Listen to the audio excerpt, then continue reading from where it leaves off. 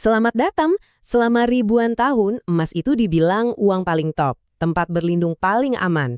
Tapi, gimana kalau ternyata keyakinan yang udah mendarah daging itu salah besar?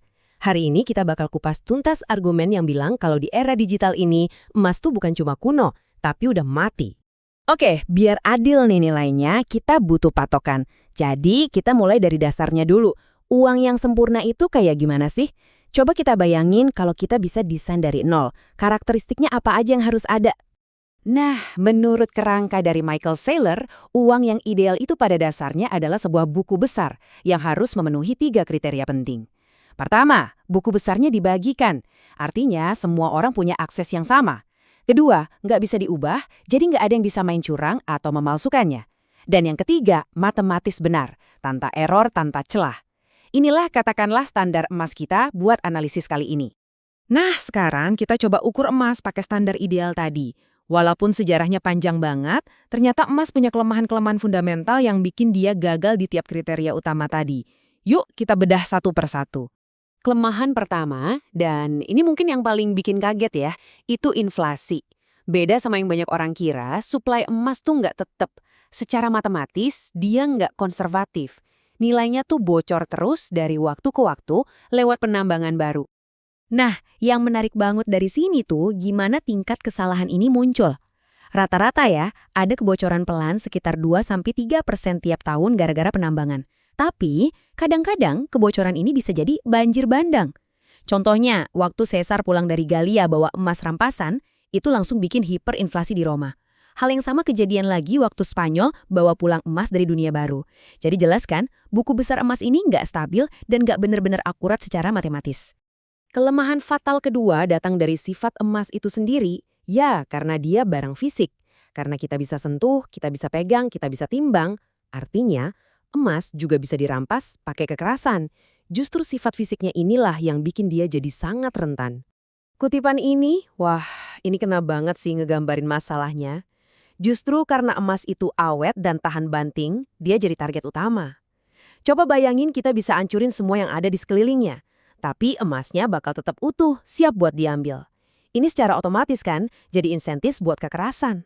Jadi intinya gini, ngamanin aset fisik itu mahal banget. Biayanya nggak cuma naik biasa, tapi naiknya eksponensial. Coba aja pikirin Fort Knox. Belum lagi mindahinnya, wah hampir mustahil. Coba deh bayangin keamanan bandara. Benda kecil yang tampaknya diizinkan saja bisa jadi masalah besar. Nah sekarang bayangin coba, bawa koin emas nyebrang perbatasan tanpa ketahuan atau disita. Susah banget kan? Oke, yang terakhir kita bahas soal kepraktisan emas buat dipakai sehari-hari.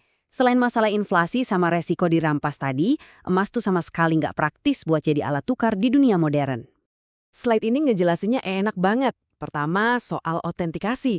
Coba deh, pernah nggak kita ngecek keaslian koin emas sendiri? Kemungkinan besar sih enggak ya, soalnya susah dan mahal. Kedua, distribusi. Coba bayangin ngasih emas ke miliaran orang, biayanya bakal selangit dengan markup yang gede banget buat transaksi kecil. Bisa 35% lebih loh. Dan terakhir, pembagian.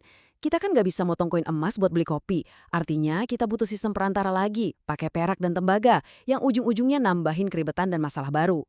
Nah, setelah kita paham kelemahan-kelemahan teoritisnya, yuk kita lihat gimana semua ini secara konsisten bikin emas gagal di dunia nyata. Sepanjang sejarah. Ini bukan masalah baru loh.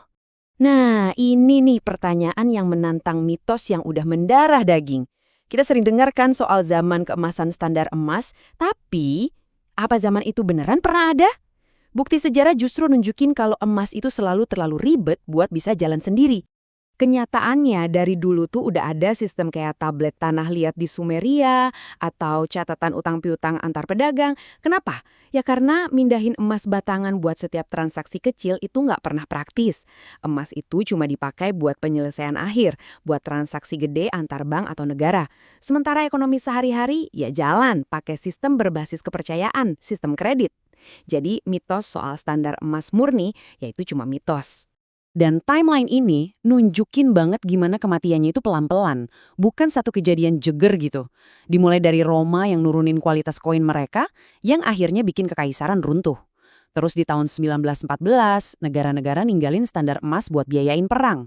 Bretton Woods itu usaha buat ngidupin lagi, tapi versi lemahnya, gagal juga di tahun 1971. Ini tuh sejarah panjang kegagalan yang berulang-ulang. Semua ini ngebawa kita ke hari ini, di era informasi, di mana kecepatan, efisiensi, dan keamanan digital jadi segalanya. Gimana nasib peninggalan dari zaman perunggu ini? Analogi jangkrik dari sailor ini dalam banget. Jangkrik itu kan bisa bertahan hidup bukan karena mereka kuat atau cepat, tapi karena jumlahnya yang banyak banget. Nah, emas, kayak jangkrik, itu teknologi kuno yang nggak bisa bersaing di lingkungan modern yang kejam ini. Dia nggak cukup cepat, nggak cukup pintar, dan nggak cukup kuat buat bertahan. Dan data pasar ngasih pukulan telak terakhir. Coba lihat deh, selama 1 dekade terakhir di era digital ini, waktu aset-aset modern meroket, emas malah mandek. Returnnya bahkan nggak nyampe 1% setahun, bandingin sama pasar saham atau aset digital asli kayak Bitcoin. Angka nggak pernah bohong, pasar udah nentuin siapa pemenangnya. Jadi intinya begini, pasar lewat kinerjanya seolah-olah teriak kalau emas itu udah kehilangan statusnya. Dia udah bukan lagi penyimpan nilai yang superior. Para investor udah pindah ke aset lain yang lebih cepat, lebih pintar, dan lebih kuat yang emang dirancang buat era informasi. Kita tutup dengan pertanyaan ini. Kalau tiap era teknologi itu nyiptain bentuk uangnya sendiri dan emas itu cocok banget buat zaman perunggu, terus apa dong yang mendefinisikan uang di zaman di mana informasi jadi komoditas paling berharga? Nah, itu pertanyaan yang perlu kita semua renungkan. Terima kasih sudah menyimak.